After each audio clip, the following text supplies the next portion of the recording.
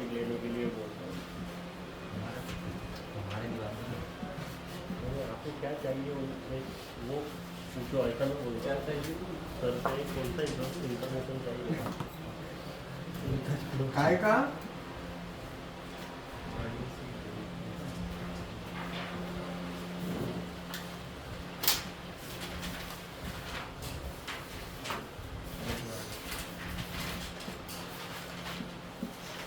ये तो K1 contractor है और ये हमारा K2 कॉन्ट्रैक्टर, ठीक है ना, दो कॉन्ट्रैक्टर हो गए। अब कॉन्ट्रैक्टर में जैसे हमने यहां से दे दिया R फेज, इधर से Y फेज और इधर, ठीक है, 3 फेज हमने दे दिए। अब 3 फेज हमारे जाएंगे दो कॉन्ट्रैक्टर के थ्रू और एक मोटर, हम यहाँ पे मोटर का कनेक्शन यहाँ ले लेते हैं।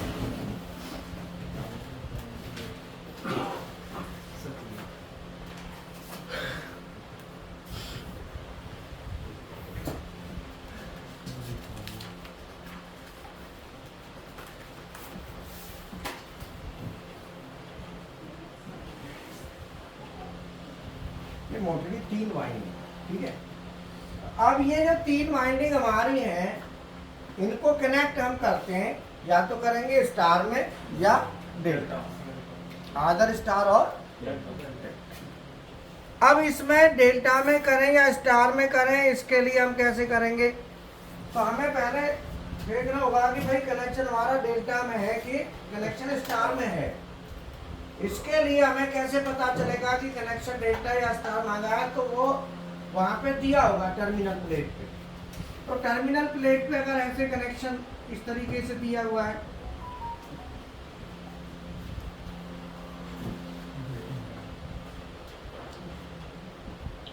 तो ये कनेक्शन स्टार है, ठीक है ना। और अगर कनेक्शन ऐसे दिया हुआ है टर्मिनल प्लेट पे,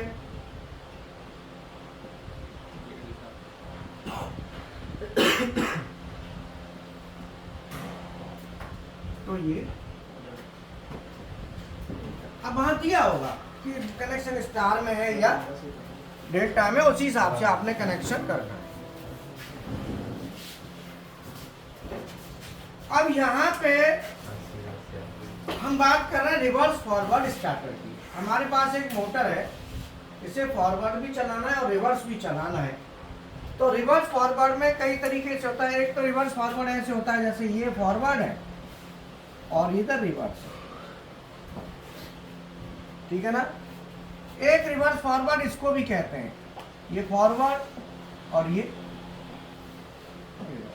जबकि ये क्या है क्लॉकवाइज और ये, लेकिन फॉरवर्ड रिवर्स भी बोल देते हैं।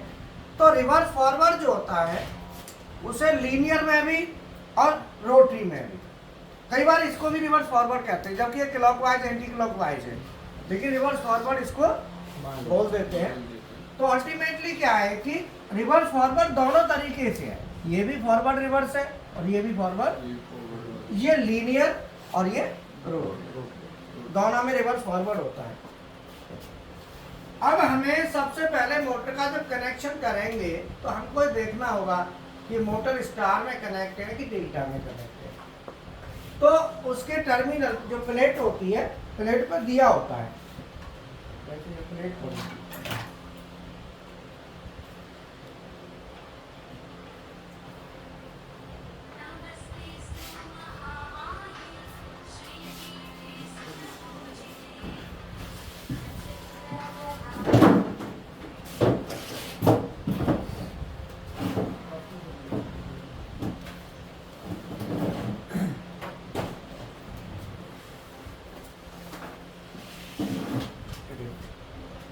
जैसे ये टर्मिनल प्लेट है ना, इस पर भी दिया हुआ है कि 3 को शॉर्ट कर दिया और 3 पे सप्लाई देनी है।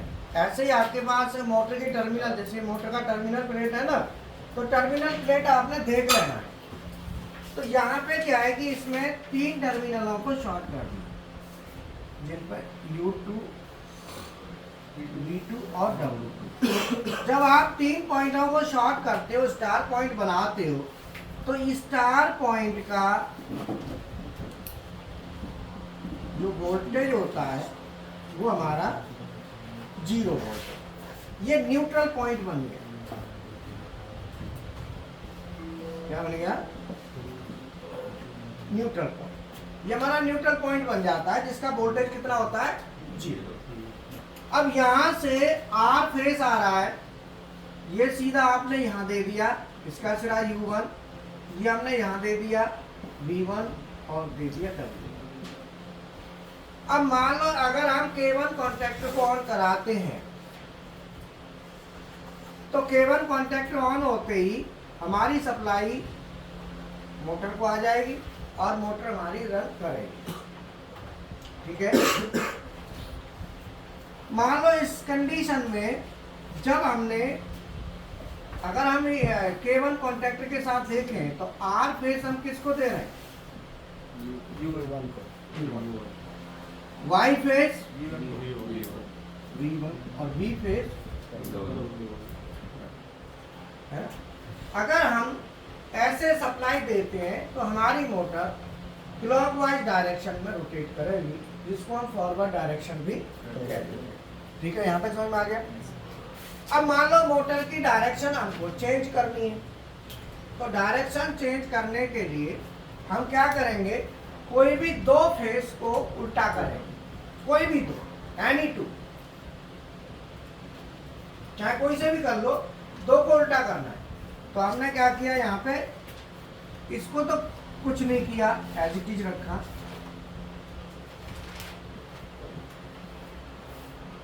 यहाँ भी आर फेस, अगर मैं इसे ऑन कराता हूं तो आर फेस आ रहा है, इसे कराता हूं तो इससे भी आर फेस आ रहा है। दूसरा वाई फेस और ये बी फेस। अब हम कनेक्शन में क्या करेंगे? चेंज करेंगे। अब ये से V1 पे हमारा क्या जा रहा था? Y phase. अब इस V1 पे हम देंगे बी फेस, तो V1 का ये रहा, इस पे हमने दे दिया बी। V1 पे हमारा क्या आ गया?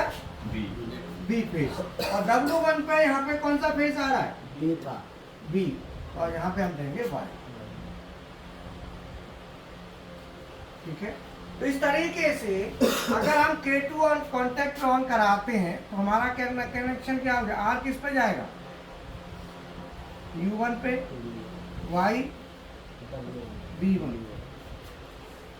वाई फेस किस पे जा रहा है? W1 पे, और बी फेस B1 पे। R U1, वहाँ भी R U1, Y U V1, वहाँ W1 और B W1 V1। तो ये दोनों फेस हमारे चेंज हुए। कोई भी दो कर लो, तीनों को नहीं करना। तीनों को करोगे तो स्पीड फिर चेंज नहीं होगी। एक को सेम रखो और किन्हीं दो को चेंज कर दो, तो उससे आपका बन जाएगा। समझ में आया? अब हम कोई भी दो फेस इंटरचेंज कर देंगे, कोई भी दो करके हम अपना काम करेंगे। अब यहाँ पे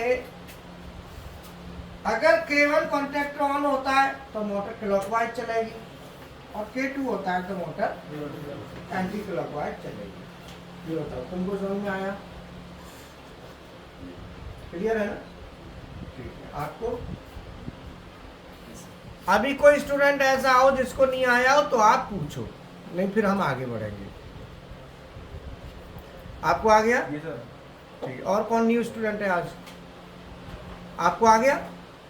मुझे नहीं है आपको नहीं आया? सर। वैसे जो अपनी जो कर रखा है short follow YouTube V two W2 क्यों करा सर आपने?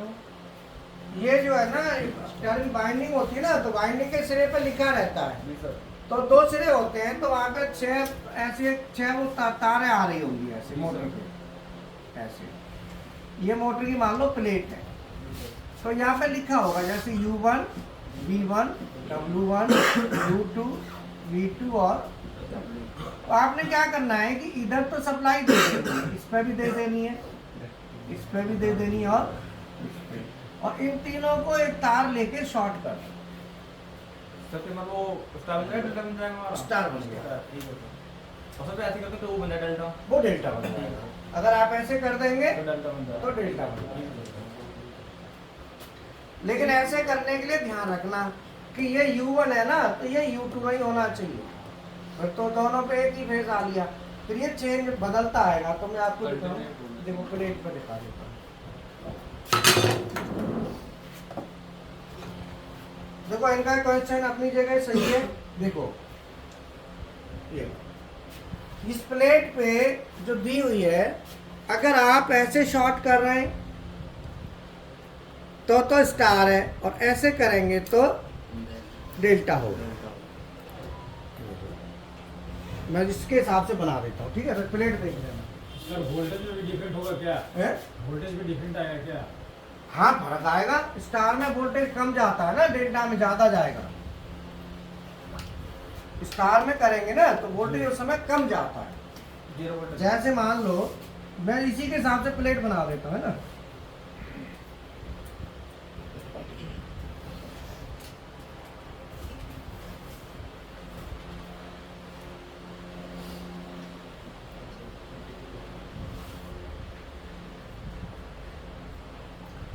इस पर लिखा है U1, V1 और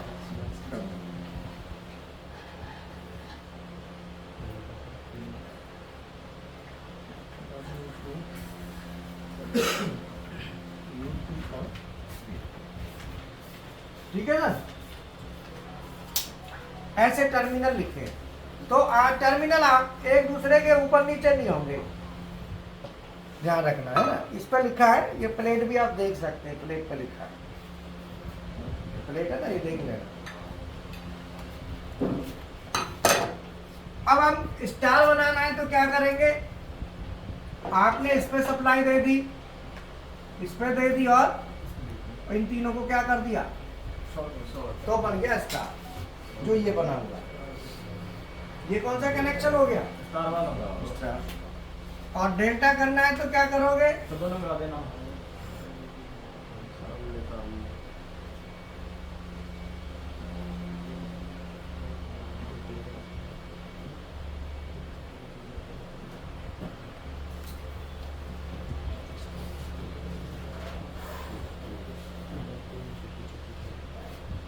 तो बन गया। बोलो। इस मोटर के जो टर्मिनल प्लेट दी हुई है, इस पे स्टार भी बना सकते हैं और डेल्टा भी बना सकते हैं, इसी पे दोनों। समझ में आ गया। जी सर, बेनिफिट किसमें रहेगा सर? बेनिफिट इसमें रहेगा डेल्टा में। डेल्टा में। डेल्टा में क्या है कि वोल्टेज ज्यादा आएगा जी। और स्टार में वोल्टेज कम आता है, स्पीड ज़्यादा नहीं। ठीक है ना। डेल्टा में अच्छा रहता है, स्टार में अच्छा नहीं रहता। तो आप इसी मोटर को स्टार में भी चला सकते हैं और इसी को डेल्टा में भी चला सकते हैं। दोनों कंडीशन में आप इस मोटर को रन करा सकते हैं। और कुछ पूछो इसमें, कोई क्वेश्चन। सर किसी में न्यूट्रल जोड़ना, जोड़ सकते हैं कि जोड़ सकते हैं? न्यूट्रल किस में जोड़ना है, सर वही तो पूछ रहा हूँ, किस में जोड़ सकते हैं? न्यूट्रल तुम जिसमें चाह जोड़ दो, तो तुम्हारे ऊपर है। दोनों में जोड़ सकता हूँ, दोनों में स्टार डेल्टा में। तुम चारों में जोड़ दो। किस चीज में जोड़ना चाह रहे हो ये बताओ। सर जैसा आपने बताया कि स्टार के अंदर करेंगे तो हमारा वोल्टेज 0 हो जाएगा, तो सर फिर डेल्टा में कितना वोल्टेज हो रहेगा कॉन्स्टेंट? हाँ, न्यूट्रल नहीं बनता, डेल्टा। डेल्टा नहीं बनता। ये बताओ, बिजली का ट्रांसफर करते हैं, बिजली पैदा होती है, वहाँ न्यूट्रल बनता है। फिर ट्रांसमिशन करते हैं, डेल्टा बना देते हैं, फिर न्यूट्रल नहीं होता ना। फिर जब हम यूज करते हैं वहाँ फिर स्टार बनाते हैं, वहाँ पर सर वो वहाँ न्यूट्रल बनाते हैं, स्टार। समझ में आया?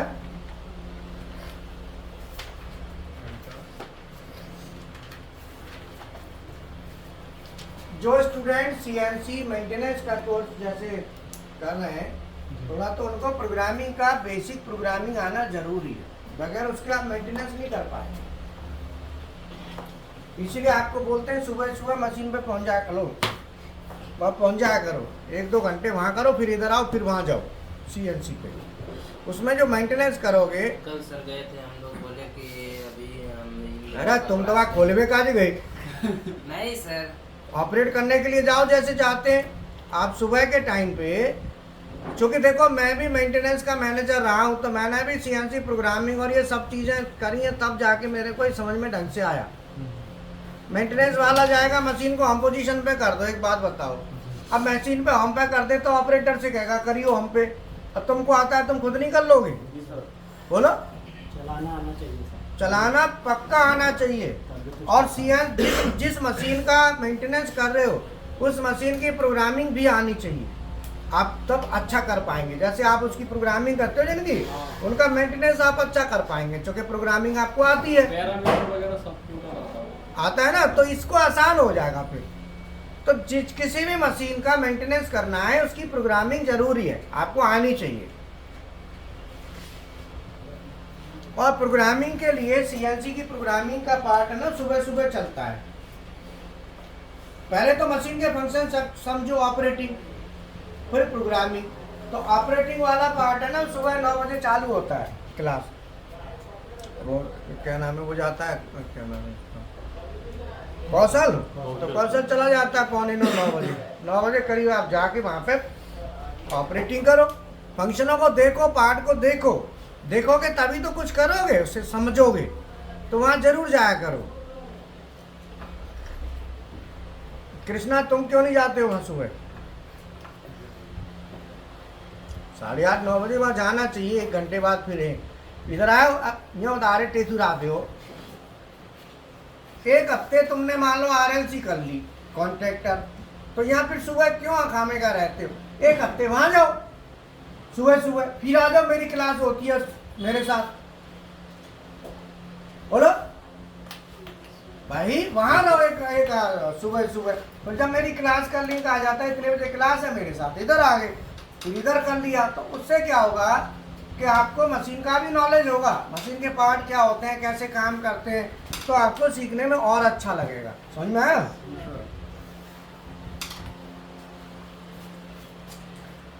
अब इसमें और शाम को क्लास भी चलती है 4:30 बजे। आज 4 बजे चलाएंगे उसको, है ना, ध्यान रखना 4 बजे, तो उधर जरूर आना है क्लास में। अब ये मोटर को हम स्टार में चलाएं चाहे डेल्टा में चलाएंगे, तो इसका हम चलाने के लिए कंट्रोल सर्किट बना देंगे।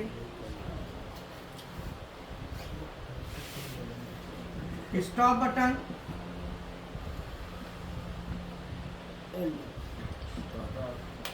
ये स्टार्ट बटन, और मान लो K1 कॉन्टेक्ट करना, कौन सा K1 है ना ये, तो K1 ले लिया और इसको हमने होल्ड करा दिया।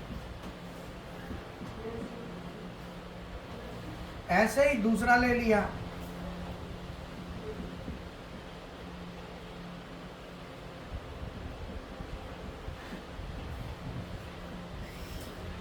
K2, और इसको भी होल्ड करा दिया, और K2 का NC इसमें डाल दिया, और K1 का NC, ये इसका कंट्रोल सर्किट। आप ये मोटर ऑन करेंगे तो ये चलेगी, जैसे ये ऑन होगा तो ये NC बन जाएगा, आप इसको दबाएंगे तो ये चलेगा। अब क्या है कि अगर आपने एक साथ दोनों दबा दिए तो कोई भी नहीं चलेगा, या जो ऑन हो गया फिर दूसरा नहीं होगा, इसलिए हमने NC डाल दिए, एक दूसरे को क्या कर दिया, इंटरलॉक कर दिया, जिससे दिक्कत ना आए। ठीक है ना?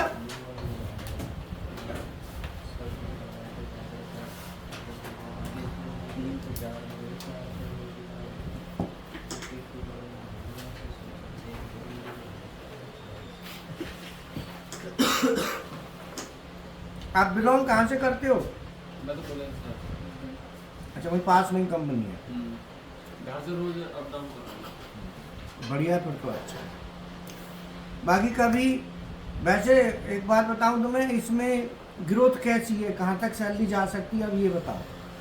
तो सैलरी तो मैनेजर की वहाँ 1.5 लाख भी है, प्रोडक्शन मैनेजर भी है। 1.5 लाख है? हाँ, ठीक है। काफ़ी बड़ी कंपनी, डिफेंस की भी है हमारे। पार्ट बनाते हैं। गुजरात में भी है ये। हाँ, तो अगर तुम्हें लगे कभी ये देख लेना, PLC तो लग रही होंगी। PLC तो बहुत सारी मशीन है। हाँ, तो तुम्हें ना इसके साथ साथ ऑपरेटिंग प्रोग्रामिंग जो करते हो, साथ ही साथ PLC पे भी फोकस करना है, और कौन कौन सी कंपनी की पीएलसी लग रही है, मॉडल कौन से हैं, वो सब नोट करके रखना है। क्योंकि देखो समय का भरोसा नहीं होता। जी सर। अभी तुम चाहे बढ़िया है, घर के पास में, घर से आना जाना हो जाता है, आनंद आ रहे हैं। ये अलीगढ़ का है, इसे भी लगवा ले फिर। तू करेगा वहाँ? बता रहा हूँ। हाँ, वैकेंसी हो तो बता दियो। वैकेंसी तो चलती रहती है। शुरुआत में तो फ्रेशर भी लेंगे। फ्रेशर में क्या देंगे इसको? फ्रेशर में 15,000 ही देते। क्वालिफिकेशन क्या है तुम्हारी? पॉलिटेक्निक डिप्लोमा इलेक्ट्रिकल कर लेगा तू? हाँ, तो क्या है कि शुरू में तो ऐसे ही होता है, बाद में लेकिन एक चीज ध्यान रखो, अपना जो नॉलेज का कमांड है वो पीएलसी की प्रोग्रामिंग, वायरिंग, जो पीएलसी वाले हैं उनको आना जरूरी है। जो मैकेनिकल बैकग्राउंड के हैं, सीएनसी प्रोग्रामिंग वाले हैं, उनको मेंटेनेंस तक ठीक है अपना, क्योंकि वो इतना ज़्यादा कोशिश कितनी भी करेंगे ना तो वो नहीं कर पाएंगे। देखो सीधा फंडा है कि हर चीज़, हर आदमी हर चीज़ में गहराई में नहीं जा सकता। मैं कितनी भी कोशिश करूँगा ना, आग और लगा देगा वो, ठीक करनी भाई बोलो। क्योंकि हर आदमी की अपनी क्राइटेरिया अलग होता है, क्यों भाई? जी सर। अब जैसे इसका हंसने का क्राइटेरिया है तो हंसता बहुत जल्दी है, इसका सेंसर फेल हो रहा है। हंसने वाला सेंसर जो है ना, डॉक्टर को दिखाना, बोलना है कि सर ये हंसने वाला सेंसर चेक कर दो, डॉक्टर को ये कुछ और है। उल्टा क्यों पड़ रहा है? बिजली का झटका, बिजली के झटके से कह रहा है ठीक हो जाएगा। उससे क्या होगा ना, सेंसर वेंसर सब होते हैं ना, सेट हो जाते हैं। एक झटका, एक तो झटके में ही होलेगा सही, ज़्यादा की जरूरत नहीं है। तो डॉक्टर को जाके बोलना कि सर मेरा सेंसर चेक कर दो, तो क्या कौन सा करना है? बोला हंसने वाला, वो अचानक से आ जाती है। ये जो हंसना है ना, ये देखा जाए तो ये जानबूझ के नहीं हंस रहा, ये इसकी प्रॉब्लम है। मजाक मत समझना, मतलब अगर मान लो किसी को बेकार में भी हंसी आ रही है तो जाको मतलब कछु तो प्रॉब्लम है। लोग सोचते हैं ज्यादा हंसता है, अरे वो ज्यादा हंसता नहीं है, बेचारे की समस्या है, तुम बाकी हंसी उड़ा रहे हो। वो ज्यादा हंसना उसकी समस्या है। हंसने वाला सेंसर गड़बड़ है। अब हंसने वाला सेंसर कौन सा होता है? गुदगुदी वाला होता है ना, गुदगुदी वाला, गुदगुदी वाला भी सेंसर होता है, हल्का सा करते हैं ना वो छटता है। ऐसा तो नहीं तू कर देता हो उसके उंगली, तुझे ऐसा लगता हो है? तो इसके लिए बेटा एक चीज बताता हूँ बहुत बढ़िया, जिंदगी में तू याद करेगा। रामबाण है? ये पैनासिया हूँ। पैनासिया क्या होता है? रामबाण इलाज एक बार है, इंग्लिश का वर्ड है। अच्छा, रामबाण नहीं, पैनासिया। पाना पैनासिया इस वर्ड सर ये कैसा? खाना से तो उसका कोई इलाज नहीं। क्या कह रहा हो? ये मैं समझ नहीं उसके बाद कोई दूसरा इलाज नहीं। मैं जुगाड़ बता रहा हूँ। रामबाण इलाज का मतलब हो गया सटीक एकदम। मतलब यह है कि तू सुबह सुबह एक नाक रोक के और सांस खींच, अनुलोम विलोम नहीं, वो जिसमें रोक लेते हैं थोड़ी देर, वो कौन सा आसन होता है? कपाल भारती तो पेट चलाता है, कपाल भारती में तो पेट चलता है, जिसमें जैसे आपने नाक सांस ले ली, रोक, ब्रीथिंग, लंबी सांस लो, लेके सांस लेके सुनो, एक काम कर, हेलो अरे तुम देख, एक नाक पकड़ और दूसरी तरफ सांस खींच, खास कर क्लास में, और 1 मिनट तक कोशिश कर। ऐसा नहीं बस दम घुट जाए, इतने तक नहीं करना है। दम तो घुटेगा नहीं, दम घुटेगा खुद छोड़ देगा। हाँ ठीक है, तब तक रोक। ये क्या होता है कि जैसे आपके अंदर चंचलता है, या आप प्रॉपर बैठ रहे हैं, कभी हिल रहे हैं, कभी ऐसे कर रहे हैं, उंगली कर रहे हैं, उंगल कर रहे हैं, कोई कुछ कर रहा है, तो ये उसका क्या कारण, उसका मतलब है कि जो आपके बॉडी के जो पार्ट है ना, ये दिमाग के साथ इनका अलाइनमेंट सही नहीं है। कौन सा मोटर बोलेंगे सर? कौन सा वायर? इसको बोलेंगे कि आपकी ये जो सब पार्ट है ना, ये ड्राइव है, सब ये कंपोनेंट हैं जो काम करते हैं, और ये कंट्रोलर है। तो जो आपका सीपीयू है, जो माइंड है, इसके साथ ये सब सेट नहीं है। जब ये इसके साथ अलाइन नहीं होते, इसकी बात सुनते नहीं हैं, तो उसमें क्या है कि आप मेडिटेशन करो। उस मेडिटेशन से दिमाग में जो नसें हैं वो तनेंगी थोड़ी, हैं, और दिमाग की नसों में क्या है कि फिर वो थोड़ा सा तनाव आएगा, तो आपकी बॉडी के हर पार्ट में प्रॉपर ब्लड का सर्कुलेशन जाएगा, नसें तनेंगी। तो उससे क्या होगा कि आप बेवजह, जैसे कहते हैं ना, कई बार जाएगा, कई बार मान लो कोई मर गया और तुम हंस रही हो, जी हंसी तो वहाँ भी आ सकती है, तुमको क्या पता। अब मान लो कोई मरा हुआ है और वहाँ हंसन लगे, तो इसको वो क्या कहेंगे आपकी, क्योंकि हंसी तो वो ऐसी जो सेंसर खराब है, तो वहाँ भी कौन सा वो, बोलो वहाँ भी तो गड़बड़ कर सकता है कि नहीं, क्यों करेगा कि नहीं। तो इसीलिए पहले इंतजाम कर ले। या फिर हंसी रोकने का है कि हंसी रोकने एक ही इलाज है, अभी इसकी शादी नहीं हुई है, जब शादी हो जाएगी तो अपने आप रुक जाएगी। अभी कंट्रोल में ना आदि के वो तो वही है। कई बार क्या है, नहीं बहू आती है, पैर दबा, ये कर, वो साल भर तो देखती है, और साल 1.5 साल के बाद फिर उल्टा जो कहते हैं तेरा गला ही दबा दूँ, सब दबा दिया, अब तेरा गला रह गया है। फिर वो लाइन में आता है, बोला जा छोड़ दे, अब जी लेने का चुप बोलो। तो इसकी शादी हुए आदमी की हालत ऐसी नहीं होती, शादी हो जाएगी तो अपने आप पूरी हंसी जाएगी, रुक जाएगी, शांत हो जाएगी। बात समझ में आई।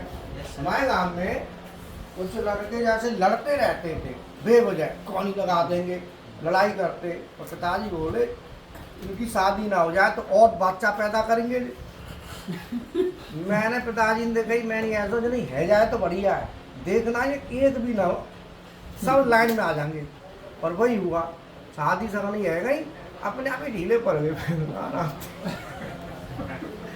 घर वाली का छोड़े उनने, जाओ ये ला बोला, खर्चा नहीं, कमाता नहीं, माँ बाप से तो कुछ भी कह लो, मत कमाओ, और शादी हो जाएगी तो फिर तो कमाओ, आगे क्रीम लाओ, पाउडर लाओ, सब चीज लाओ। बात समझ में आई नहीं आई। इसीलिए पीएलसी सीख रहे हैं ना, कमाएंगे जब होगा, नहीं तो कहाँ से होगा बोलो। इसलिए पहले ही पीएलसी सीख लो, बढ़िया अच्छी बात।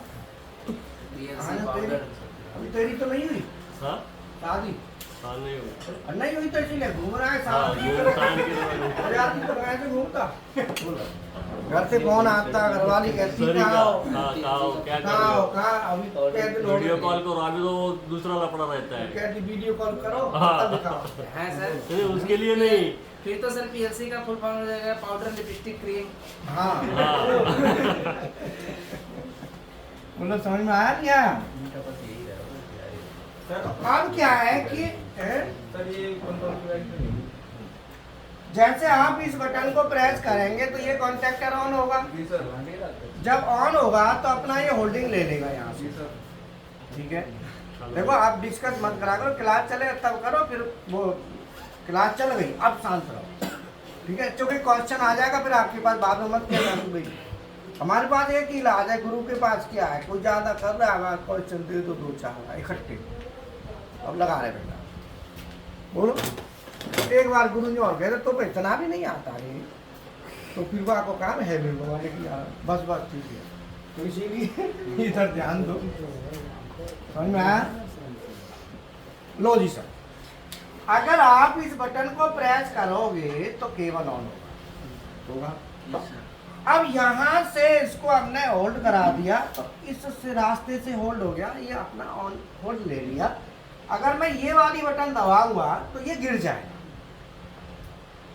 जी सर, अगर मैं ये वाली बटन दबाता हूं तो ये ऑन होगा, इसने अपनी यहाँ से होल्डिंग ले ली, और जब मैं ये दबाऊंगा तो ये भी गिर जाएगा। तो ऑन करने वाली जो बटन है वो 2 हो गई अलग अलग, लेकिन ऑफ करने वाली बटन एक है। जी सर। ठीक है, तो ये हमारा लॉजिक क्या बना, जिसमें ऑन करने वाली बटन अलग अलग है, अलग अलग आउटपुट को, और ऑफ करने वाली एक। तो ऑफ करने वाला पहले लगा दो, वो सबको ऑफ कर देगा। 2 की जगह 4 भी होते तो ये उनको भी ऑफ कर देगा। सर ये वहाँ से वायर लुक करिए ना उधर से, हैं? उधर से इस वायर की लुक करिए ना। ये हाँ, अब ये लूप करोगे तो इस पर नंबर होता है, जैसे इसका नंबर 1 है, इसका 2 है। अब आप लूप करोगे फिर से करिए। तो दिखने में तो आपको ऐसा लग रहा है जैसे यहाँ से कट मारा है, जी सर। लेकिन ये रियल में कट नहीं है। ये तार ऐसे जाएगी, ठीक है सर। या तो यहाँ से जाएगी फिर से देखिए सर ऑफ। या यहाँ से जाएगी।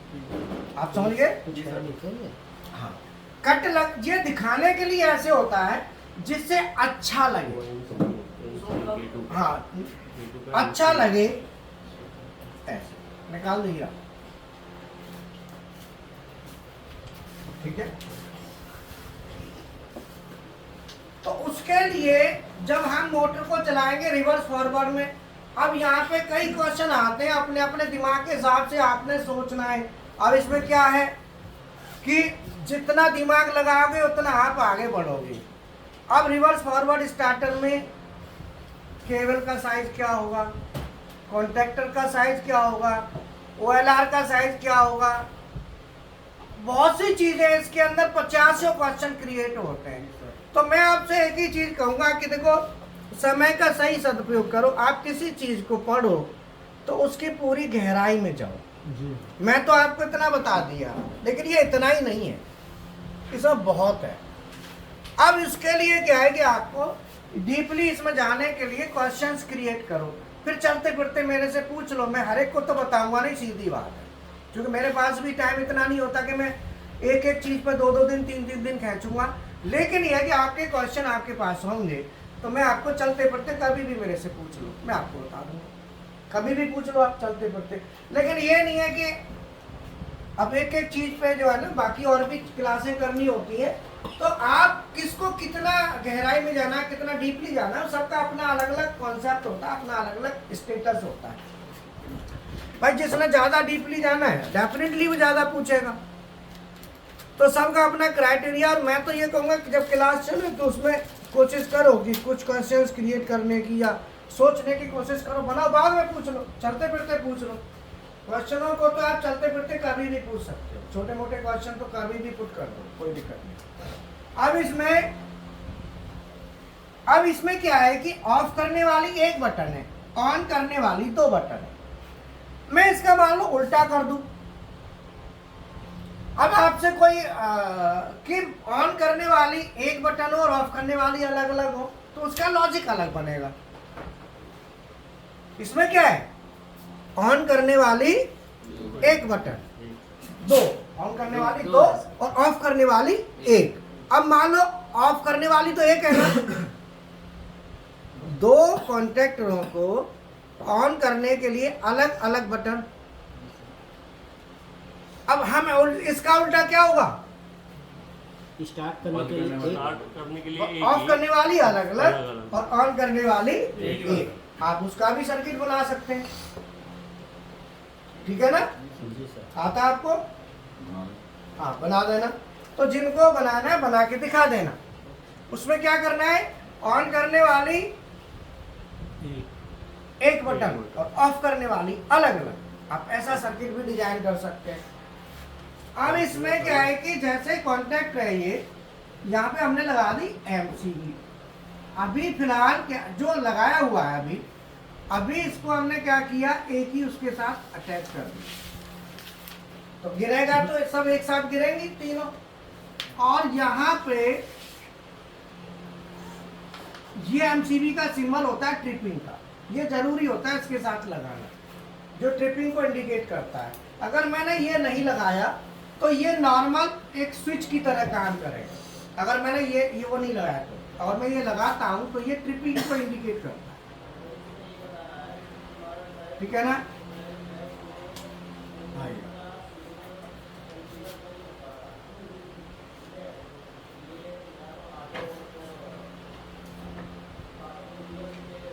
रिवर्स फॉरवर्ड स्टार्टर का ये पावर सर्किट है और ये वाला कंट्रोल।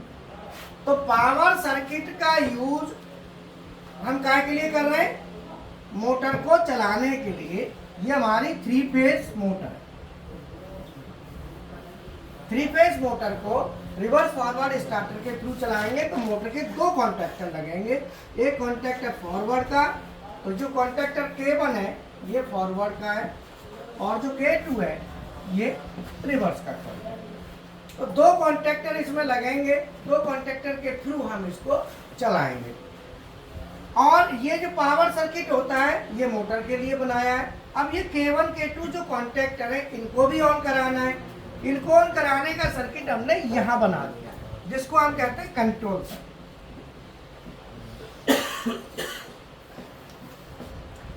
कंट्रोल सर्किट काय के लिए? K1 K2 की जो कॉइलें हैं इसके लिए हमने 2 बटन लगा दिया। एक पुश बटन, मान लो ये कॉन्टैक्टर फॉरवर्ड का है और ये रिवर्स का है।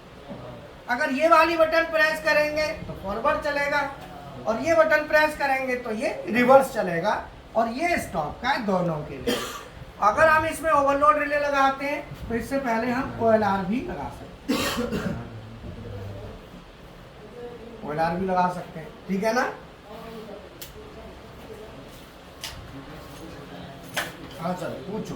सर जी जैसे ये कंडक्टर पहला वाला है और इसके सर जो ये कंडक्टर 2 का जो NC कनेक्शन, ये जो NC वगैरह है ये K2 का जो NC है सर, कौन सा? वो कंट्रोल सर्किट में सर K1। ये हाँ सर, ये तो ये जो है ना, देखो ये 3 नंबर हो गया और ये 4 नंबर और ये 13 और 14 ये होल्डिंग हो गया। होल्डिंग हो गया। अब यहाँ पे जो तार है ना K2 इसका लेना है, इसका NC लेना है तो 11 इसका NC लोगे तो 11-12 होगा ना। सर क्यों लगाया बीच में ये? अच्छा क्यों लगाया है? ये इसलिए लगाया है कि मान लो हमने ये दबाया बटन, जब हमने ये बटन दबाई तो ये ऑन हो जाएगा, मोटर चल रही है। अगर मैं ये ना लगाऊं, अच्छा ये भी दबाऊंगा तो ये भी ऑन हो जाएगा। बोलो जी सर, वो भाई आप ये नहीं लगाते हो तो क्या होगा? अब तो दोनों ऑन हो जाएंगे ना। हाँ, दोनों हो जाएंगे तो क्या होगा? मोटर शॉर्ट सर्किट हो जाएगा।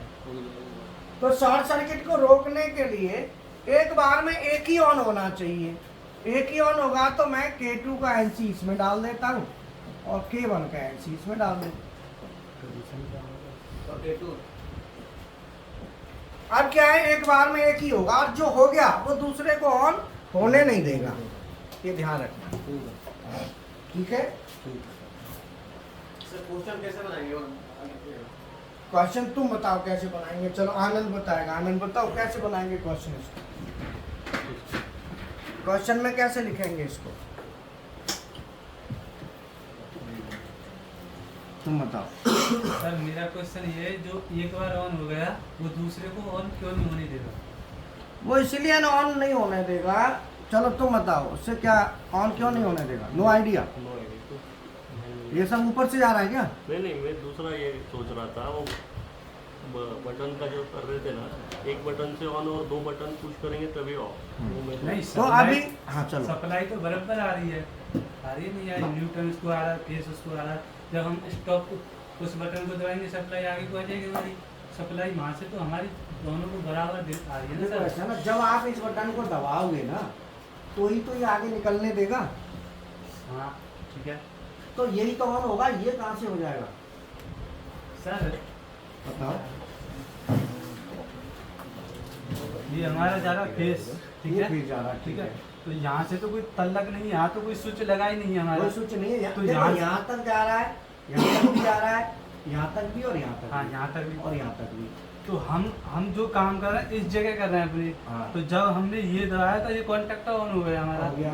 ये क्यों नहीं होगा जब हम इसको दबाएंगे? देखो सुनो, ये सप्लाई आपकी यहाँ तक आ रही है, यहाँ तक, यहाँ तक।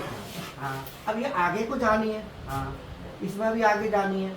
जब तू इसको दबाएगा तो ये आगे पहुँच जाएगी, हाँ। और जब इसको दबाएगा तो इसकी आगे पहुँच जाएगी। एक समय में एक ही हो रहा है ना। एक समय में एक ही हो रहा है, एक समय में दोनों हो जाएंगे।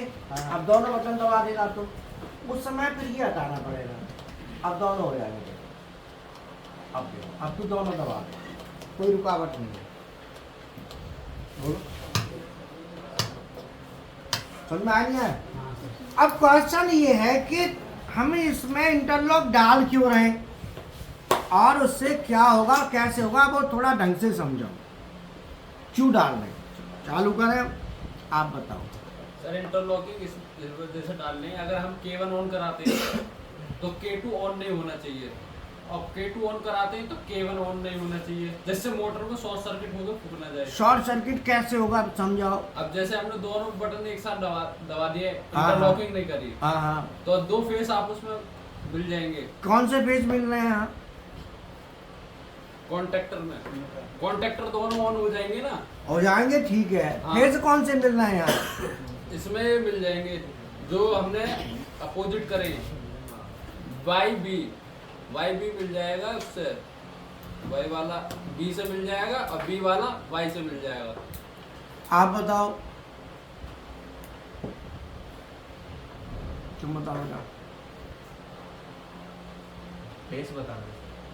ये बताना है कि दोनों कॉन्ट्रैक्टर हम ऑन कराएंगे तो यहाँ पे आग लग जाएगी, पक्का लगेगी। या तो एमसीबी गिरेगी, नहीं गिरेगी तो तार जल जाएगा, गारंटेड जलेगा, इसमें कोई गुंजाइश नहीं है। इसके लिए हमने इंटरलॉक डाल दिया कि भाई एक बार में एक ही ऑन होगा, जी सर। दोनों ऑन नहीं होंगे, ये हमने डाल दिया।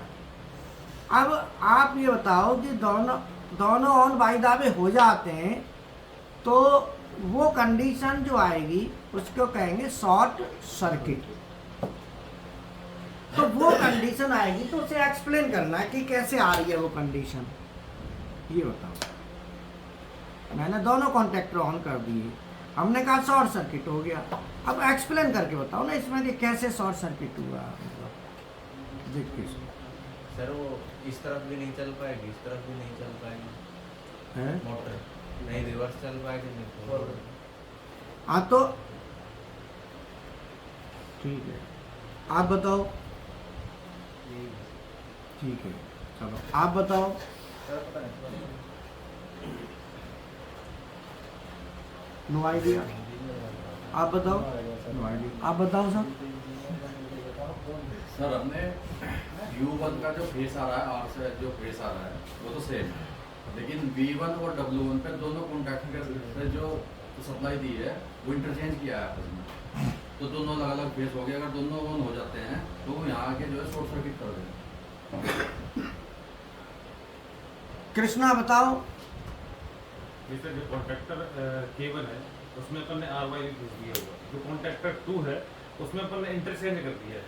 यदि इंटरचेंज नहीं करते तो दोनों एक साथ ऑन कर ले तो कोई दिक्कत नहीं है। इंटरचेंज कर दी है इसलिए वो दो फेस वो टकरा जाएंगे, अलग अलग फेस है, इसलिए वहाँ शॉर्ट सर्किट हो जाएगा। आप बताओ। एक फेज में सर 220 वोल्टेज आ रहा है तो उसमें जाएगा, दोनों में तो सर 440 हो जाएगा। और 220 आप बताओ। सर वो वाई और बी जो कनेक्ट किए है रिवर्स और फॉरवर्ड के लिए, वो अगर एक दोनों एक हो गया तो उधर शॉर्ट सर्किट होने वाला है। देखो क्या होता है कि मान लो जैसे कहीं भी सप्लाई जब हमारी जा रही है तो कभी भी सप्लाई जब जा रही होती है तो उसमें किसी भी एक फेस को दूसरे फेस से टच करा दो तो उस समय इतनी बहुत ज़्यादा करंट फ्लो होती है, उस कंडीशन को कहते हैं शॉर्ट सर्किट। और उस सर्किट का रेजिस्टेंस वैल्यू बहुत कम हो जाती है जिससे करंट उसकी इंक्रीज हो जाती है, और करंट इतनी ज़्यादा इंक्रीज होती है कि वो वायर जो लगा हुआ है वो वायर उस करंट को सहन नहीं कर पाएगा और वो मेल्ट हो जाएगा, उसका इंसुलेशन गर्म होगा, इंसुलेशन मेल्ट होगा, तार जल जाएगा। तो किसी भी सिचुएशन में एक फेस दूसरे फेस से नहीं भिड़ना चाहिए, कोई भी फेस न्यूट्रल से भी डायरेक्ट नहीं भिड़ना चाहिए। बीच में करंट को कंट्रोल करने के लिए लोड होना जरूरी है। अब जैसे बल्ब है, अब बल्ब में आप फेस और न्यूट्रल देते हो, लेकिन कहाँ दे रहे हो? बल्ब में लोड तो है। अगर बल्ब के इनपुट के टर्मिनल वहीं पे दोनों फेस और न्यूट्रल को बल्ब में ना दे के आपस में जोड़ दो तो एकदम आग लग जाएगी, शॉर्ट सर्किट हो जाएगा। अर्थात क्या होता है कि जब हम किसी भी सर्किट में वोल्टेज अप्लाई करते हैं, तो जब हम वोल्टेज अप्लाई करते हैं तो उस सर्किट के अंदर क्या होता है, इलेक्ट्रॉन फ्लो करते हैं। तो इलेक्ट्रॉन जो फ्लो करते हैं वो डिपेंड करता है कि कितने इलेक्ट्रॉन फ्लो करेंगे। वो डिपेंड करता है कि वोल्टेज कितना दे रहे हैं डिवाइडेड बाई उसका पाथ का रेजिस्टेंस कितना है, मतलब प्रतिरोध करने की क्षमता कितनी है।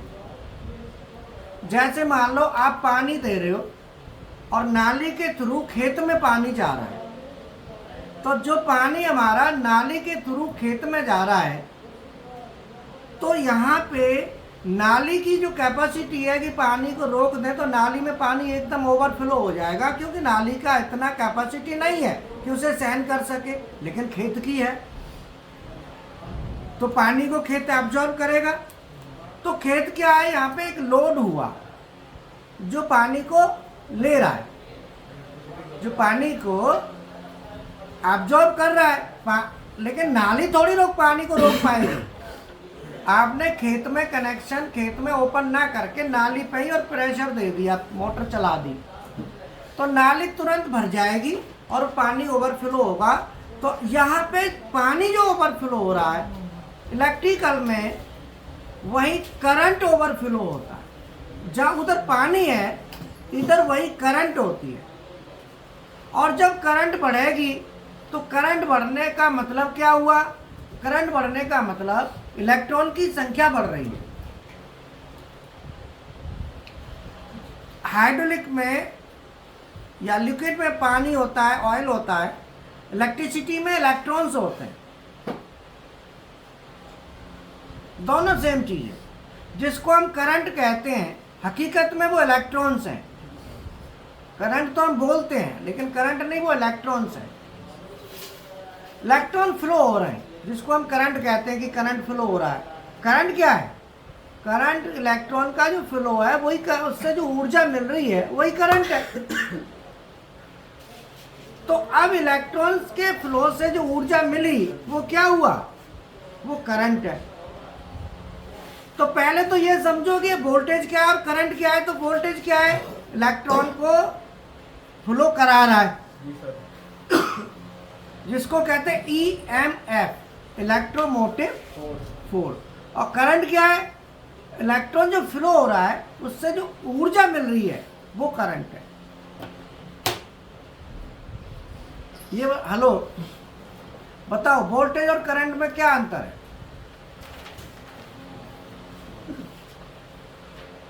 करंट चलता रहता है इलेक्ट्रॉन।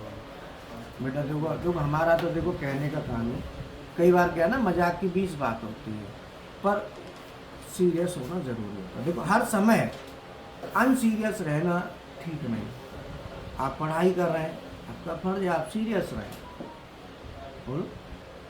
क्योंकि दूसरा क्या है कि तुम एक काम करो, इसे तुम बेटा इधर आ, वो ना हमसे ही मिस्टेक हो गई कि एक जगह के दो बंदों को कभी एक जगह नहीं बिठाना चाहिए। उसमें क्या है कि उनको हंसी आने लगेगी, तुम इधर बैठ जाओ, आपस में इंटरचेंज कर लो, एक कुर्सी लगा लो यार। तो उससे क्या है ना, जो फ्लो होता है, जो गहराई होती है ना क्लास की, जो गहराई होती है, क्लास जितना डीपली जानी होती है, तो वो क्लास उतनी नहीं, आगे आओ, वहाँ नहीं, यहाँ तू हट यहाँ से, ये यहाँ बैठे, तू हटो, तू पीछे जा, तू आगे।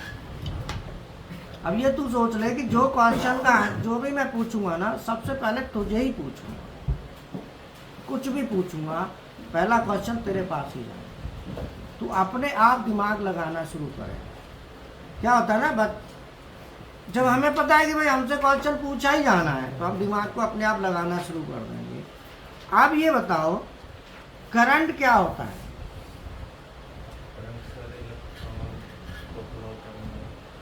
करंट को एक मोटा मोटी ये समझ लो, करंट एक ऊर्जा है। किताब में क्या लिखा है वो रटने के लिए, पास होने के लिए होता है। जो हकीकत में करंट क्या है वो समझ लो। करंट एक ऊर्जा होती है जो इलेक्ट्रॉन के दौड़ने से या इलेक्ट्रॉन की गति से हमको मिलती है। जब इलेक्ट्रॉन दौड़, जैसे हम ही हैं दौड़ेंगे, तो दौड़ता है जब आदमी, तो दौड़ने से एक उसे काइनेटिक एनर्जी क्रिएट होती है, उस ऊर्जा को भी करंट कहते हैं। जैसे आपने देखा होगा भैंस भौज होते हैं, गाय का बछड़ा होता है, गाय का होता है, उसमें करंट ज़्यादा होता है, गाय वाले को हल्का सा करोगे एकदम उछट जाएगा, तो एकदम उछट रहा है, इसका मतलब उसमें करंट है, उसी को तो करंट कहते हैं। करंट क्या मतलब? उत्साह, एक्साइटेशन। अब वो मान लो कोई सुस्त है तो कहते हैं इसमें करंट नहीं है। एक बार क्या हुआ, हमारे गांव के, हम जाट है ना, तो जाटों का क्या है कि ज़्यादातर जाट जो है वहाँ में भर्ती होते हैं मिलिट्री में। हमारे पिताजी भी मेरे से बहुत कहते पहलवानी करा कर, क्या पढ़ो कहीं होगा मन लगता है पहलवानी में, कहीं होगा नहीं लगता है, क्यों नहीं? तो हमारे जो जाट होते हैं, जाट क्या है कि एक तरह से वैसे होते हैं, ठूठ तो कुछ भी नहीं है, जाट तो बहुत ठूठ होता है। तो क्या है कि वो अब मैं वहाँ में गए मिलिट्री की भर्ती देखे, तुम भी जाटो तो चलो ठीक है, और कोई जो भी है भर्ती है, वे गए मिलिट्री में, जाट तो नहीं है ना, क्योंकि जाट होता है तो हंस रहा है तो चल जाता है, कोई बात नहीं, अदर है तो फिर नहीं है इतना मतलब सोच, क्योंकि जाट तो औंधा होता है उसका सिस्टम, समझ में आया? जाट का मतलब बेवजह, बेवजह समझते हो, पंगा ले लेना खामी का और वो करना। तो बाकी अब क्या है कि भर्ती है वे गई मिलिट्री में, अब मिलिट्री में भर्ती है वे गए, तो अब बा ने सोचा, पहले जमाने की बात है, बहुत पुराने जमाने की, तो सुई से ना सुई चुभो के देखी। पहले अजीब टेस्ट होते थे, पहले इंटरव्यू देने जा रहे हो, सीढ़ी चढ़ के जा रहे हो, आपसे पूछा कितनी सीढ़ी थी, गिन के आएंगे, हाँ कितनी सीढ़ी चढ़ के आए हो। अब बड़े अजीबोगरीब क्वेश्चन पुट अप किए जाते थे पहले, आदमी का आईक्यू लेवल देखने के लिए, ये कितना एक्टिव है और कितनी सीढ़ी थी। अब वो समय, अब तो अलग चीज हो गई, पहले इस तरह के क्वेश्चन होते थे, तो किसी को चेक करना है तो हल्का सा चेक कर लिया पॉइंट, तो उसका क्या है कि सुई होती है ना, सुई चुभो के देखी। अब सुई चुभोई तो वो जो सोचा, ये देख रहा है कि सहन कर पाएगा कि नहीं, तो अड़ गया। अब सुई चुभोई, कुछ नहीं, हिला भी नहीं, तो बोले तो रिजेक्ट है। बोला ये तो एक्साइटेशन ही नहीं है इसमें, तो उसे पता चला भाई क्यों रिजेक्ट हुआ। बोला जो बता रहे सुई चुभोई तो तू हिला भी नहीं, तो लड़ाई कहाँ से लड़ेगा, वहां पड़ जाएगा जाके। बोले अब चुभ के देखो, चुभा गया। मैं बोला कि मैंने सोचा कि तुम ये देख रहे हो कि इसमें स्टेमिना कितना है, ये रोक पाएगा कि नहीं सुई को, मुझे क्या पता। और आर्मी की भर्ती में देखो छलवलापन देखा जाता है, वहां पे ज्यादा वेट नहीं लिया जाता, पता है ना आपको, ज्यादा वेट का कंसिडरेशन नहीं होता, क्योंकि ज्यादा वेट होगा तो आप ज्यादा उछल नहीं पाएंगे, ज्यादा आपका वो नहीं होगा, तो हल्का वेट रखते हैं वहाँ, वेट का भी कोई कैलकुलेशन होती होगी। हाँ, क्यों नहीं लेते कि ज्यादा वेट होगा तो वो हिलेगा जुलेगा, टाइम लगाएगा। तो क्या है कि करंट जो होता है, हर चीज में करंट होता है, कोई भी चीज है जो चल रही है, कर रही है, सब में किसी में थोड़ा ज्यादा है, किसी में थोड़ा कम। तो अल्टीमेटली जब इलेक्ट्रॉन सर्किट में दौड़ता है, तो इलेक्ट्रॉन को दौड़ाता कौन है, इलेक्ट्रोमोटिव फोर्स। इलेक्ट्रो माने इलेक्ट्रॉन को, मोटिव माने मोशन देने वाला, फोर्स माने बल। तो जब फोर्स जब हम अप्लाई करते हैं ईएमएफ, तो वो इलेक्ट्रॉन पर नेगेटिव चार्ज होता है। कौन सा होता है, तो इलेक्ट्रॉन को क्या करता है, वो खींचता है। तो इलेक्ट्रॉन जब दौड़ेगा, तो उस जो इलेक्ट्रॉन के दौड़ने से हमको क्या मिलेगा, एक ऊर्जा मिलेगी, उसी ऊर्जा को कहते हैं करंट। क्या कहते हैं, अब बताओ करंट क्या होती है।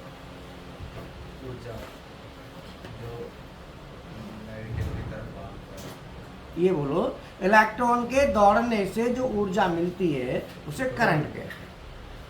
इलेक्ट्रॉन के दौड़ने से जो ऊर्जा मिलती है उसे करंट कहते हैं। बात समझ में आ गई। इलेक्ट्रॉन दौड़ रहा है, तो उससे जो ऊर्जा मिली बनी, वही करंट है। अब आप कहेंगे कि सर करंट को नापते तो एम्पियर में, यह बात इलेक्ट्रॉन की हो रही है। इसका मतलब इलेक्ट्रॉन का एम्पियर के साथ भी कोई रिलेशन होगा। बोलो। तो 1 एम्पियर जो करंट होता है उसमें इलेक्ट्रॉनों की संख्या होती है 6.25 × 10⁻18 इलेक्ट्रॉन। इतने इलेक्ट्रॉन्स पर सेकंड, 1 सेकंड में इतने इलेक्ट्रॉन दौड़ते हैं तो उसे कहते हैं 1 एम्पियर। बात समझ में आई? इलेक्ट्रॉनों की, क्योंकि इलेक्ट्रॉनों को गिनोगे ना तो 1 एम्पियर जो बनता है बहुत इलेक्ट्रॉन होंगे उसमें। तो अब इतने को लिखने की दिक्कत, तो उसके लिए यूनिट बना दी इकट्ठा करके एम्पियर। जो 1 एम्पियर 2 एम्पियर ऐसे आप लिखते हो, है ना। तो एम्पियर और इलेक्ट्रॉन के फ्लो से एक दूसरे का जो रिलेशन है वो क्रिएट हुआ। तो अल्टीमेटली जो करंट है वो क्या है? इलेक्ट्रॉन के फ्लो होने से जो हमको ऊर्जा मिली है वो करंट है। वोल्टेज क्या है? जो इलेक्ट्रॉन को फ्लो कराता है, वो है बल्ब जो इलेक्ट्रॉन को फ्लो, तो वोल्टेज। समझ में आया? तो इलेक्ट्रॉन को जो फ्लो कराएगा वो क्या है? वोल्टेज है। और इलेक्ट्रॉन के फ्लो से जो ऊर्जा मिली वो करंट है। ये कॉमन चीज है, आपके दिमाग में होनी चाहिए। अब क्वेश्चन आता है कि जो हमारे इलेक्ट्रॉन है, इलेक्ट्रॉन जब मूवमेंट करते हैं तो इसमें कंडक्टर क्या है, सेमी कंडक्टर क्या है, इंसुलेटर क्या है, आते हैं ना। तो कंडक्टर में क्या है कि जो इलेक्ट्रॉन है, तो आपने देखा होगा गांव में कुछ लड़के ऐसे होते हैं कैंडिडेट, जो कहा चलना है तो कहता तैयार रहता है, चलो। बोला ये तो पूछ ले कहाँ चलना है, वो कोई जरूरत नहीं, तू बोल दिया चल तो चल, वो तू देखियो कहाँ चलना है, अर्थात ready to move. Ready to, इसका मतलब क्या हुआ? इसका मतलब हुआ कि जो वैलेंस इलेक्ट्रॉन होते हैं बाहरी कक्षा में, जो फ्री इलेक्ट्रॉन होते हैं, वो उसे कहते हैं वैलेंस बैंड। कौन सा बैंड होता है? और एक होता है कंडक्शन बैंड। जब हमारा वैलेंस बैंड और कंडक्शन बैंड दोनों एक दूसरे को ओवरलैप करते हैं, क्या करते हैं? एक दूसरे को ओवरलैप करते हैं, तो उसे हम कंडक्टर कहते हैं। उसके लिए कोई एनर्जी की ज़्यादा देने की आवश्यकता नहीं है। अब सेमी कंडक्टर क्या है? ओवरलैप करने का मतलब, ओवरलैप मतलब एक ही में, एक दूसरे के साथ है। हाँ, जैसे मान लो ओवरलैप का मतलब है दोनों बैंड एक दूसरे के साथ सटे हुए हैं, मतलब एक दूसरे में एंट्री कर रहे हैं। एक तो होता है ये, देखो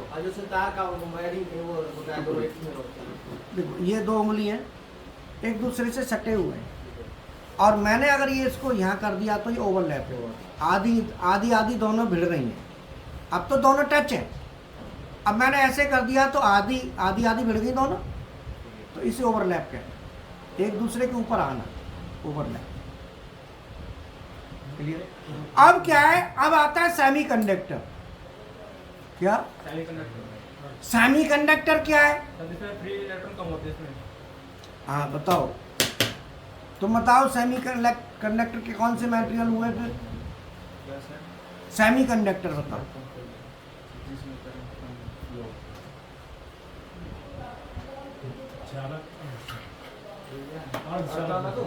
सेमी कंडक्टर वह मटेरियल होता है, सेमी कंडक्टर जो होते हैं वो होते हैं जिसमें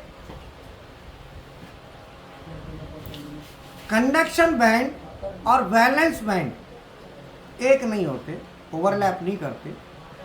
इलेक्ट्रॉन जब वैलेंस बैंड से कंडक्शन बैंड में मूव करता है तभी फ्लो करता है, वैसे नहीं करता। तो वैलेंस बैंड से जब कंडक्शन बैंड में जाता है तो सेमी कंडक्टर में जो मटेरियल होता है उसको थोड़ा सा वोल्टेज की जरूरत होती है। जैसे सिलिकॉन है, उसको 0.7 वोल्ट चाहिए। जर्मेनियम है, उसको 0.4 वोल्ट चाहिए, तो वो इलेक्ट्रॉन मूव करेगा, नहीं तो नहीं करेगा। कंडक्टर में 0 वोल्ट पे ही स्विचिंग चालू हो जाएगी, जबकि सेमी कंडक्टर में स्विचिंग सेमीकंडक्टर अगर सिलिकॉन है, जैसे डायोड है, सिलिकॉन का डायोड है, तो कम से कम डायोड को ऑन करने के लिए 0.7 वोल्ट चाहिए ही चाहिए, सिलिकॉन का है तो।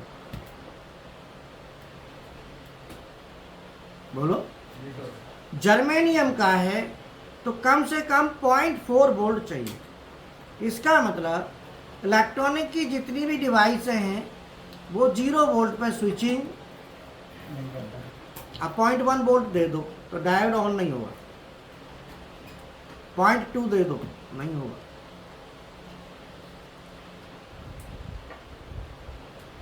क्यों? क्योंकि इसका जो वैलेंस बैंड होता है और कंडक्शन बैंड होता है उसके बीच में थोड़ा सा गैप होता है, जो 0.7 वोल्ट से टूट जाता है और वैलेंस बैंड से इलेक्ट्रॉन निकल के कंडक्शन बैंड में फिर वो दौड़ता है। मतलब सीधी बात है, गांव साई बात करो तो मान लो कोई खेत में है और आप उसे दौड़ाना चाहो तो पहले रोड पे आएगा। मान लो कार है आपकी और बीच में मेड़ है, डोरा कहता है, क्या कहते हैं डोर, क्या कहेंगे, जैसे गाड़ी है तुम्हारे गांव में खेत है, तुम्हारे डोर आते हैं, मेड़ डोर कथू तो कहते होंगे डांड, तो वो डांड मतलब जो ऊंचाई का होता है, अब थोड़ा सा है तो हल्का सा कैसे करोगे, उससे जंप मारोगे तब तो रोड पर चढ़ोगे, छोटा है तो जंप मार जाएगी गाड़ी, जैसे ही रोड पे आएगी दौड़ने लग गई। तो जो रोड है वो कंडक्शन बैंड है और जो खेत में खड़ी है वो बैलेंस बैंड है। तो वहाँ से वहाँ कंडक्टर में क्या होता है, गाड़ी खड़ी रोड पे रहती है, अर्थात इलेक्ट्रॉन फ्री है एकदम, जब चाहो दौड़ा दो।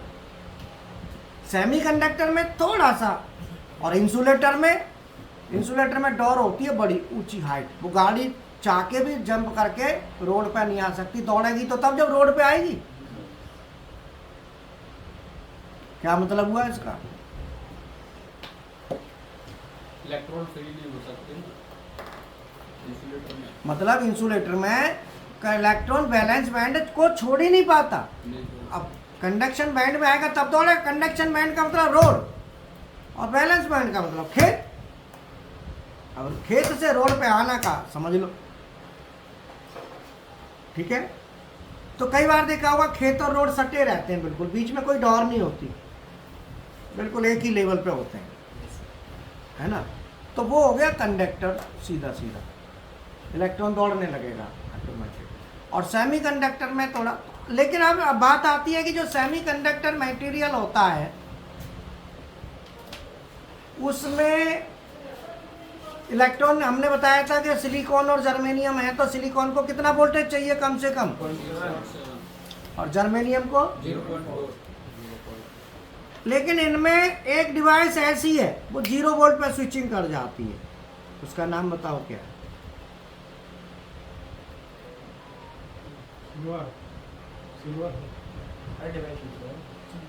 इलेक्ट्रॉनिक डिवाइस जैसे diode, triode, SCR, MOSFET, BJT, UJT,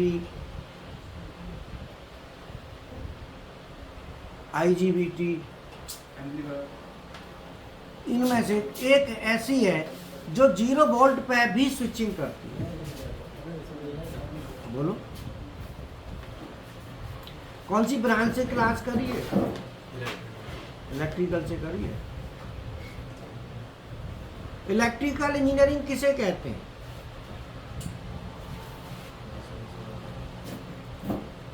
जिसमें इलेक्ट्रॉन फ्लो हो। अब बात किसकी हो रही है? तो तुम्हारे काम का नहीं है ये सब्जेक्ट, तो थोड़ा मन लगाओ।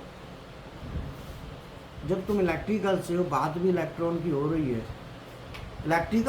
इलेक्ट्रिकल ब्रांच जो होती है इंजीनियरिंग की, वह ब्रांच होती है जिसमें हम स्टडी काहे की करते हैं, इलेक्ट्रॉन के फ्लो की। काहे में? कंडक्टर। इलेक्ट्रिकल में कंडक्टर में अगर इलेक्ट्रॉन फ्लो हो रहा है तो वो इलेक्ट्रिकल है, और सेमीकंडक्टर में फ्लो हो रहा है तो वो इलेक्ट्रॉनिक है। सेमीकंडक्टर गैस और वैक्यूम।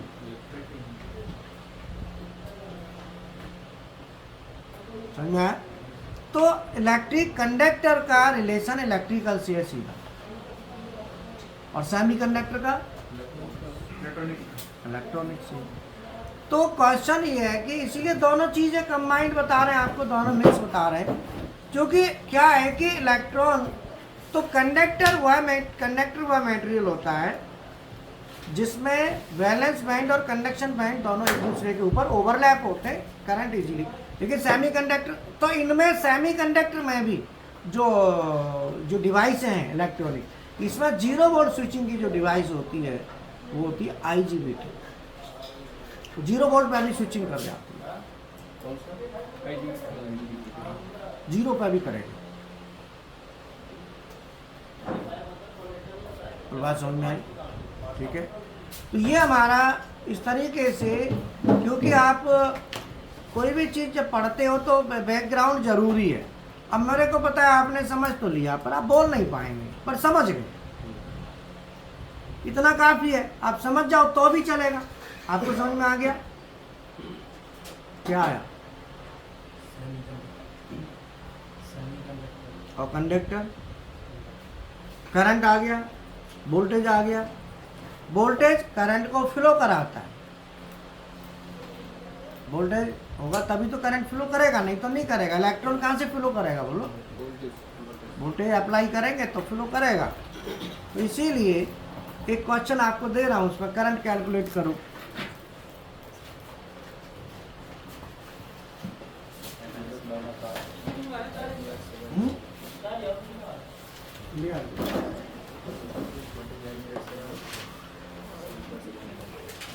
देखो सुनो, जब क्लास जो है ना चलती है, चलने से पहले और चलने के बाद में, खूब हंसो, चलने से पहले और चलने के बीच में जब क्लास चल जाए तो उस समय सोचो कि हमने पैसा खर्च किया है और हमको अब सीखना, नहीं तो पैसा वेस्ट करने के लिए थोड़ी खर्च किया। इसीलिए खुद में सोचो कि हम मान लो हंस रहे हैं तो हमारा ही तो पैसा जा रहा है, और बोलेंगे तुम्हें क्या दिक्कत नहीं होगी और खेत बेच देंगे जान दो, ऐसे नहीं। पैसा खर्च कर रहे हो तो क्लास है जा फिर हंसो। हम किसी को मना थोड़ी करते हंसने से, हंसो खूब हंसो, और क्लास चले तब मत हंसो, तब सीरियस हो जाए। समझ आए? अभी हमारा जो टॉपिक है क्या क्या बताया था मैंने? Current calculate. हाँ,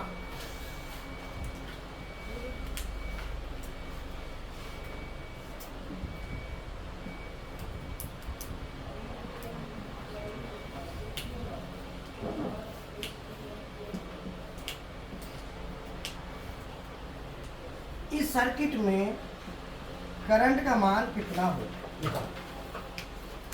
चुपचाप कॉपी पे निकाल लेना, बोलना नहीं है किसी को, किसी से कुछ भी नहीं करना है, चुपचाप निकाल के देना है। कोई मतलब देखो आप वो मत करना, आप जितना नॉलेज है नो प्रॉब्लम चलेगा, पर दूसरे को वो मत करना। सभी अपना अपना कैलकुलेशन करके निकालो। इसमें करंट कितना होगा?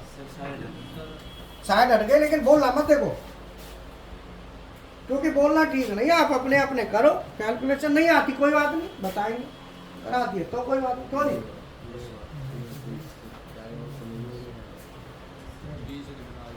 हो गया? बोलना नहीं है, दिखा दो, खाली कॉपी को दिखाना है। इसमें क्या निकाला? करंट। एक चीज आती है, इसमें करंट निकालना है। कितनी बार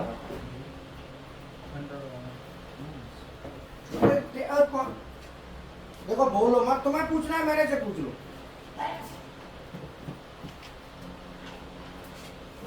ठीक है, बहुत बढ़िया। किसकी कॉपी है? सही आंसर है एकदम, चकाचक चलेगा, दौड़ेगा। अरे भैया बोलना नहीं है, तेज हुए आते जाकर लिख, माँ कहाँ लिखा मुझे दिखाई भी ना दे रही, यहाँ लिख। तेरा करंट कितना है रे?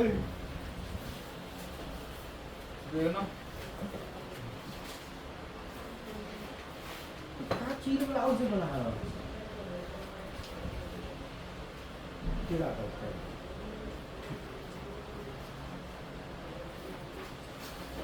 बाबूजी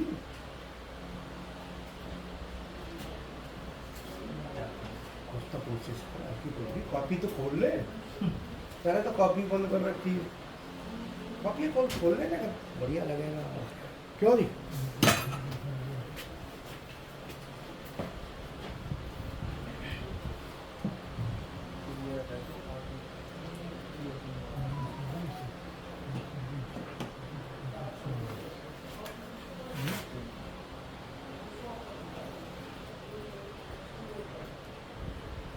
तुम्हारा नो आइडिया, तुम्हारा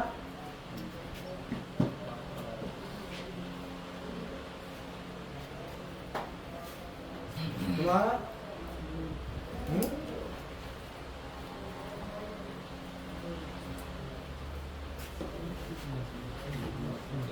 तुम्हारा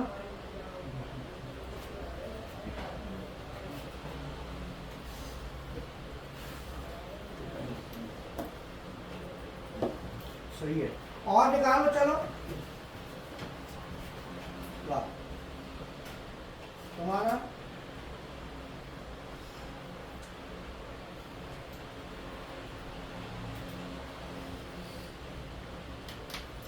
क्वालिफिकेशन क्या है तुम्हारी?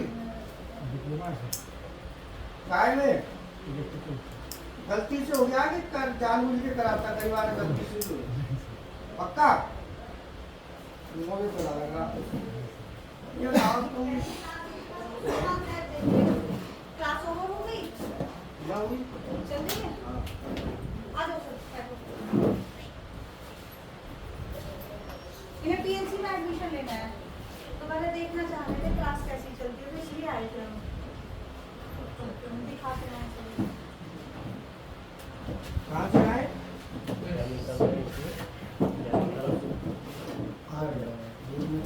आई बराबर जिसको धारा कहते हैं उसको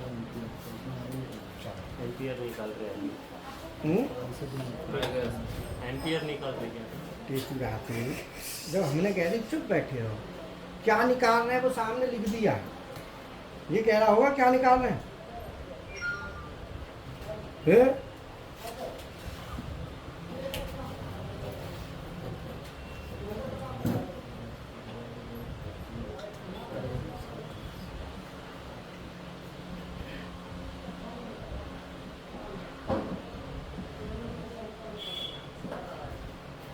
ठीक है, बता दो।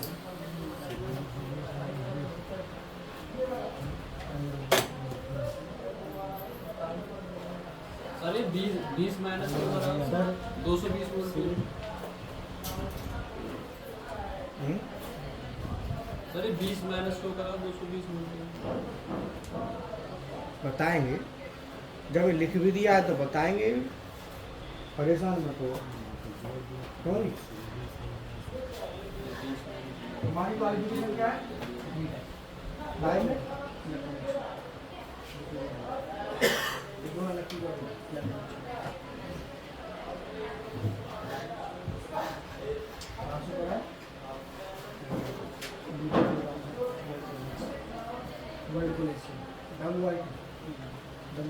इलेक्ट्रॉनिक्स, दोनों इलेक्ट्रॉनिक्स। और तुम्हारा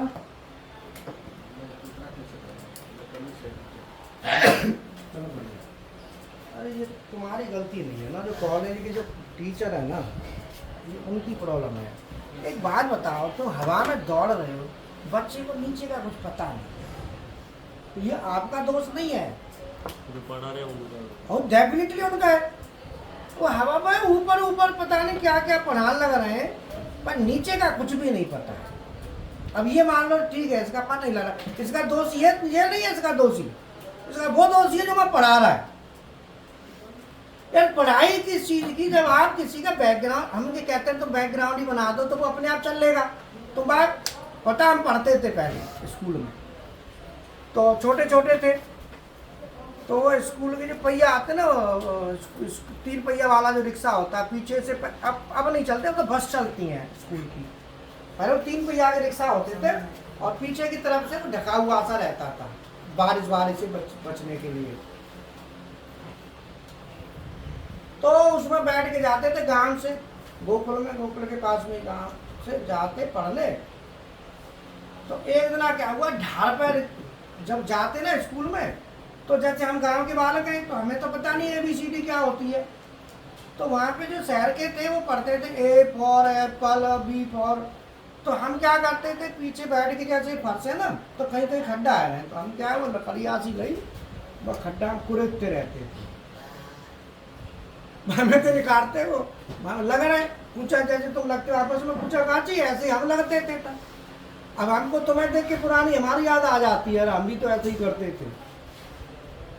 तो हम क्या है कि हम पूछा काची करते, मैडम क्या है माने कि वहाँ में उंगली कर दी, माने बाँ में उंगली कर दी, पीछे बैठते थे, आगे बैठेंगे तो उंगली कैसे करेंगे, मैडम टोक देगी। फिर मैडम कहती ये बता तुम्हारी समझ में आ गया, मैं कछु ना आया भाई, तो ए फे नहीं आती मैं हमारी समझ में, मैडम हमारी समझ में कछु आ रही, तुम क्या कह रही है। फिर वहाँ क्या था, हम पता क्या देखते थे, क्लास खत्म, कब क्लास खत्म हो और कब रसगुल्ला आने, रसगुल्ला मिलते थे एक एक। तो हम जब क्लास में बैठते ही कुरेदना शुरू, मैडम वहाँ पढ़ा रही है बोर्ड पे, हम कुरेदना लकड़ी आते बिन्ने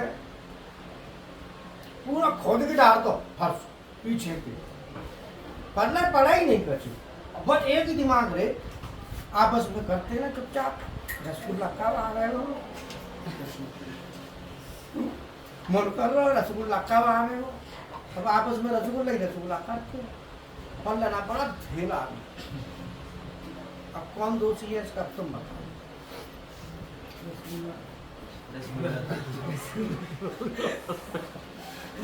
उसका दोषी है जो मैडम पढ़ा रही है, उसको कैसे इंटरेस्ट क्रिएट कराना है, वो बच्चे को देख ले कि बच्चे का, क्योंकि वहां से क्या बन रहा है बैकग्राउंड। अब तुम मेरे पास आए हो, ये मेरा काम नहीं है बैकग्राउंड बनाना, बताओ, ये उसका काम है जिसने पहले पढ़ाया है, मेरा काम उससे ऊपर का है, लेकिन मुझे करना पड़ रहा है। सीधी बात है, जब उसने ध्यान नहीं दिया तो बच्चे का मतलब होता है जिसमें ये समझ नहीं होती क्या अच्छा और क्या बुरा है, इसलिए उसको कहते हैं बच्चा, जिसको अच्छे बुरे का ज्ञान नहीं होता, नादान होता। ठीक है, तो क्या है कि एक दिन फिर वो रिक्शा जो है ना, जब जा रहे ढलान था, ढलान पे रिक्शा वाले ने क्या करा ना, तेज चला दिया, जिससे ढलान पर ज्यादा लंबा जाएगा, बगैर चलाया जाएगा, ढड़के वो। अब इतना ढड़का कि माने बंदा खाए बच्चा। हमारा तो है वो काम, काव के पैर में लगी, काव के लंगड़ा रहे, सब आपस में लगड़ा के जैसे तैसे गांव में पहुंचे। फिर गांव वाले ने कही भाई भाई ने ऐसा हिंदी पढ़ा लिखा है वो काम, तो क्या रहा पहले पढ़ाई।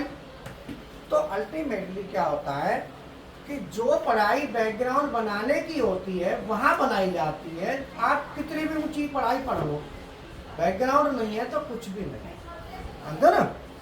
क्योंकि सब बैकग्राउंड के ऊपर है। मान लो आपने 10 मंजिल का मकान बना रहे हो, नीचे जाओ नींव है नहीं, तो क्या होगा,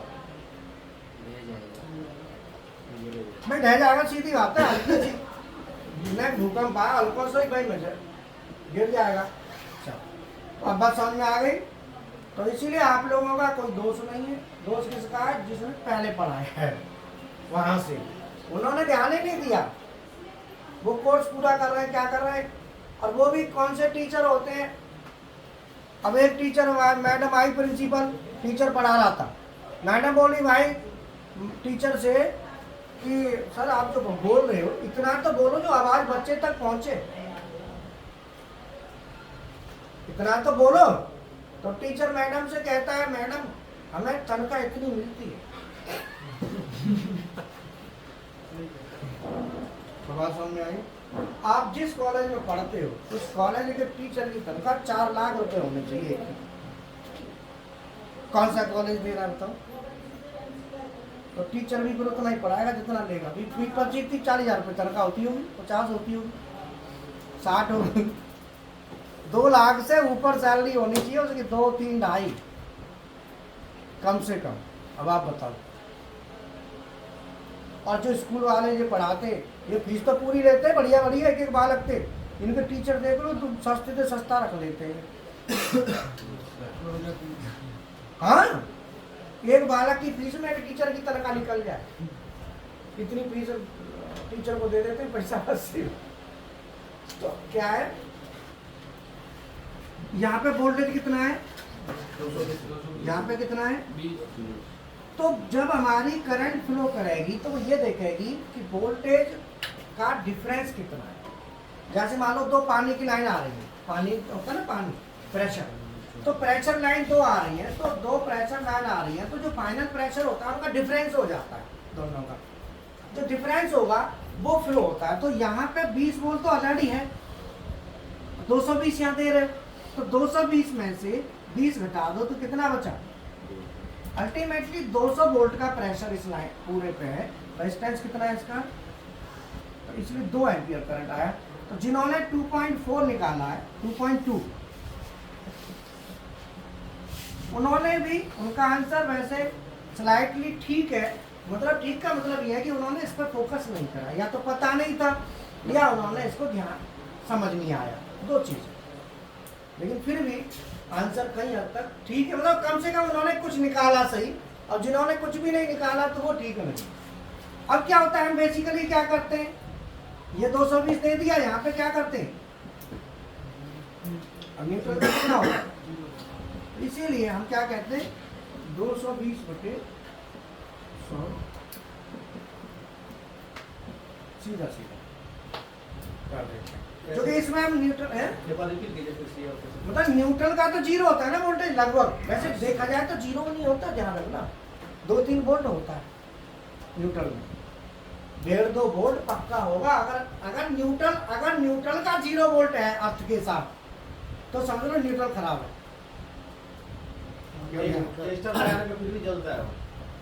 कारण क्योंकि न्यूट्रल जहां से चलता है वहां 0 होता है। मान लो ट्रांसफार्मर से चला, ये ट्रांसफार्मर है, अब यहां से चला तो ये न्यूट्रल हो गया, तो यहां पे हम क्या करते हैं, न्यूट्रल को ग्राउंड कर देते हैं, तो यहां तो हो गया 0 वोल्ट, अर्थ ग्राउंड कर दिया। अब ये आगे जा रही है ना लाइन, ये न्यूट्रल आगे जा रहा है, ये सब आगे जा रहे हैं, अब ये आगे जा रहे हैं, तो अब आगे जितना आगे जाएगा वहां वोल्टेज ड्रॉप तो होगा ना। तो इसमें बीच बीच में या तो इसे ग्राउंड करते चले जाओ, 4-5 पोल के बाद, 10 पोल के बाद, नहीं करते हो तो इसमें कुछ वोल्टेज होगा। और मान लो आपने अपने घर में यूज कर रहे हैं उसको, ये आपका घर है, तो यहाँ पे तो अर्थ तो आपके पास होता है, तो अर्थ होगा तो उसका तो 0 होगा, लेकिन जो न्यूट्रल जा रहा है, तो न्यूट्रल यहाँ से यहाँ तक तो वोल्टेज ड्रॉप होगा ना, कुछ करंट तो फ्लो होता है ना, तो वोल्टेज ड्रॉप होगा। तो अल्टीमेटली इसमें अर्थ और इसके बीच में देखेंगे तो 2 वोल्ट के करीब, 1.5 वोल्ट के करीब आपको मिल जाएगा, जब घर पे आप जो सप्लाई आ रही होती है। इस लाइन में ड्रॉपेज हो जाते हैं कुछ, और मान लो ये फेस है, अब फेस पे आ रहा है मान लो 220 वोल्ट, कितना आ रहा है, और न्यूट्रल में कितना है 2 वोल्ट, किसके साथ, अर्थ के साथ। तो अल्टीमेटली कैलकुलेशन करोगे तो आई बराबर 218 हो गया ना। इफेक्टिव वोल्टेज कितना हुआ, इफेक्टिव वोल्टेज हुआ 220 - 2 = 200। इसीलिए कहते हैं न्यूट्रल को ग्राउंड कर दो अलग से, तो मजा आ जाएगा एकदम, वो 0 पे आ जाएगा। तो आपका डिफरेंस कितना है, 220 का 220 बन गया।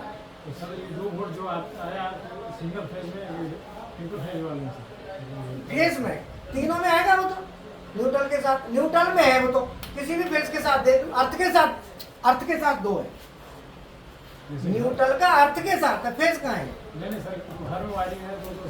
अगर आपका वायरिंग जा रही है दूर, न्यूट्रल को अर्थ नहीं किया और बॉडी को अर्थ कर दिया, तो न्यूट्रल में वोल्टेज 10-15 वोल्ट आ जाएगा आराम से, 20 आ गया, तो 220 दे रहे हो तो आपको यूज में कितना मिला, 200 ही मिला ना, 20 तो गया। तो वहां पे क्या करोगे, न्यूट्रल को ग्राउंड कर दो, अर्थ के साथ मत जोड़ो, अलग से ग्राउंड करो, सेपरेट ग्राउंडिंग दे दो, तो सेपरेट ग्राउंडिंग करेंगे तो वो आपको अच्छा मिल जाएगा, लाइट आप बढ़ जाएगी। आप बात समझ में आई, चलो ठीक है, ओके, प्रैक्टिकल करें।